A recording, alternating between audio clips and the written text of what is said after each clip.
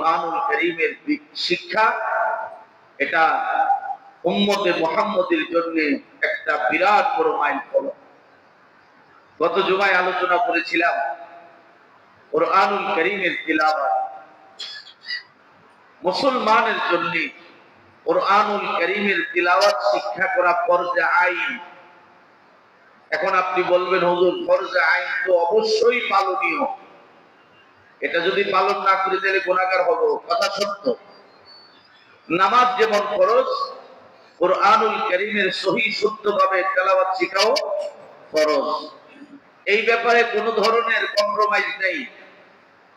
কারণ আপনি যে নামাজ পড়বেন, নামাজের ভিতরে যে ফরজগুলো আছে এর মধ্যে অন্যতম একটা ফরজ হলো কেরাত। এখন কেরাত যদি আপনার সহি না হয়, নামাজ একটু সহি হবে না। এই জন্য